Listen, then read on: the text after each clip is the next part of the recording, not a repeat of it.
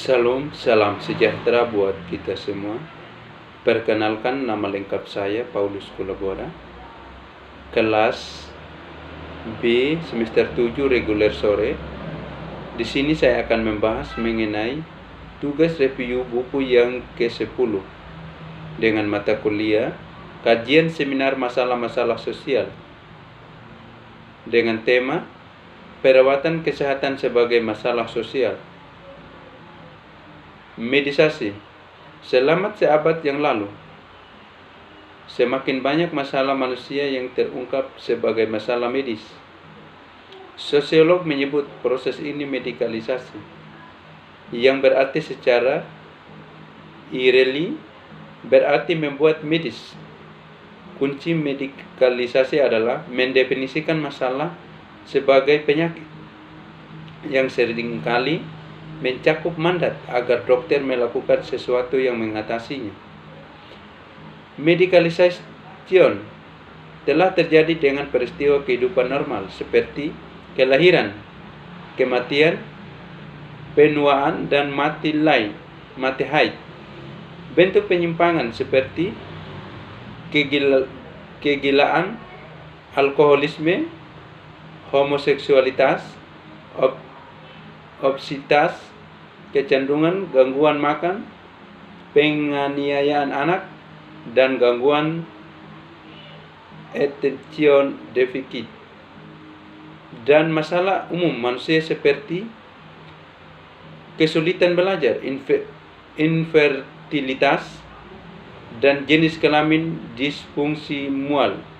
Meskipun berbagai masalah telah ditangani secara medis, itu penting untuk mengakui bahwa ada derajat yang medikalisasi. Misalnya, meskipun masalah seperti yang melahirkan hampir sepenuhnya medikalisasi, masalah seperti seksual, kecanduan diperebutkan. Banyak analisis prihatin dengan konsekuensi medikalisasi dengan memperluas jurisdiksi medis. Medikalisasi telah meningkatkan kontrol sosial fungsi obat. Artinya, kedokteran menjadi lebih terlibat langsung dengan kontrol sosial atas penyimpangan dan masalah lain dalam masyarakat. Meskipun partisipasi ini mungkin memiliki beberapa manfaat sosial, seperti sebagai menyediakan lebih terapi daripada hukuman pendekatan masalah sosial. Beberapa analisis merasa terganggu oleh bagian bawah tertentu.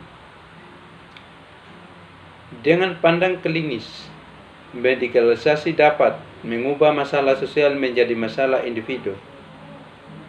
Lenz sering mengeluarkan masalah dari konteks sosialnya, misalnya dengan ADHD. Anak-anak yang gelisah menjadi entitas klinis untuk didiagnosis dan diobati dengan obat-obatan. Namun, sekolah dan ruang kelas tepatnya, di mana masalah teridentifikasi, sering diabaikan. Selanjutnya, medikalisasi mengurangi tanggung jawab individu. Jika alkoholisme adalah penyakit, maka di bawah label medis, alkoholnya mungkin bukan dianggap bertanggung jawab atas kebiasaan.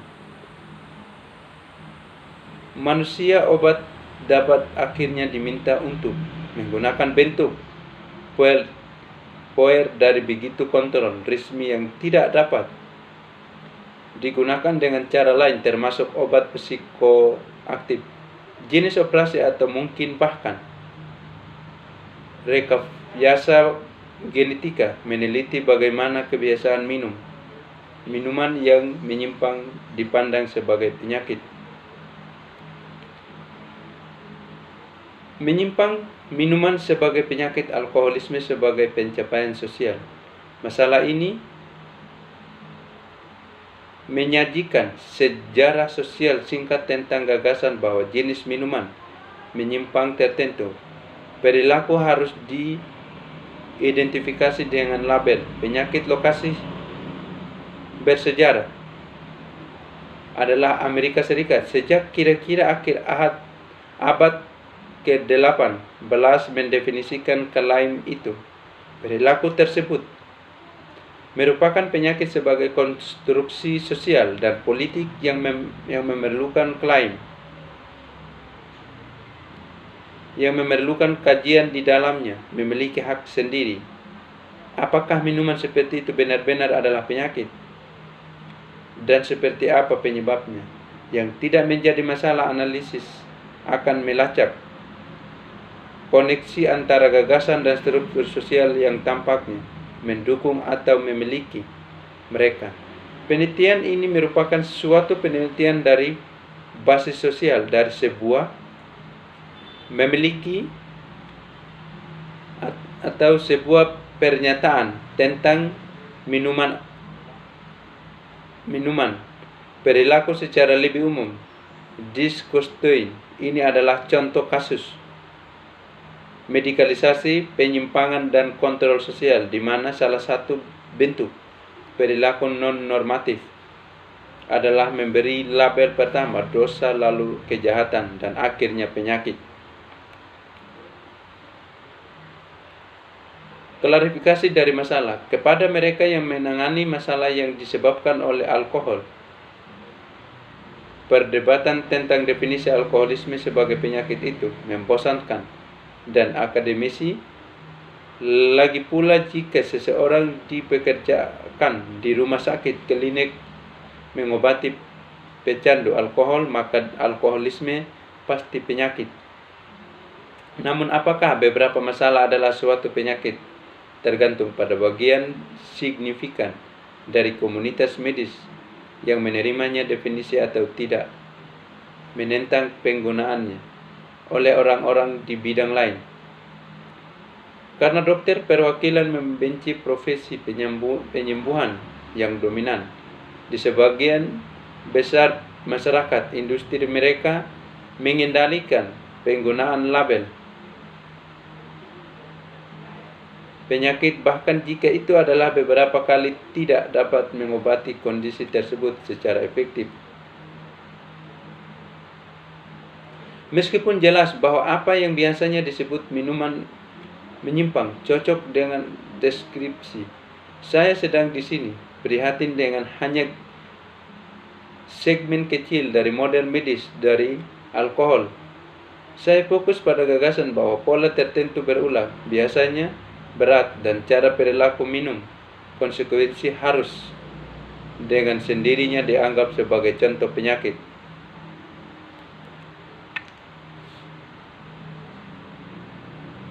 Masalah yang terkait erat namun berbeda adalah keyakinan bahwa beberapa kondisi sebelumnya, biasanya sekutu diidentifikasi sebagai patologis, menyebabkan minuman yang dilihat sebagai gejala dari ini sebelumnya, dan secara analitis berbeda patologis atau prihatin dengan konteks kedokteran risiko atas efek farmakologis, fisiologis atau psikologis pada tubuh. Meskipun yurisdiksi ini bagaimanapun politikal, saya prihatin dengan pernyataan tersebut bahwa ada penyakit yang disebut alkoholisme yang independen diidentifikasi dari spekif yang kation kondisi apapun yang diyakini sebagai penyebab atau akibatnya. Fondasi dan asal-usul kolonial dari konsep penyakit. Minuman di Amerika abad ke-17 dan ke-18 normatif, dan meskipun tidak disetujui, mabuk jauh dari langka. Jika ada sesuatu yang buruk tentang minumannya, itu bukanlah minuman itu sendiri, yang bahkan pendeta terkemuka yang disebut makhluk Tuhan yang baik, gereja dan rumah-rumah minuman sebagai jadi pusat sosial masyarakat.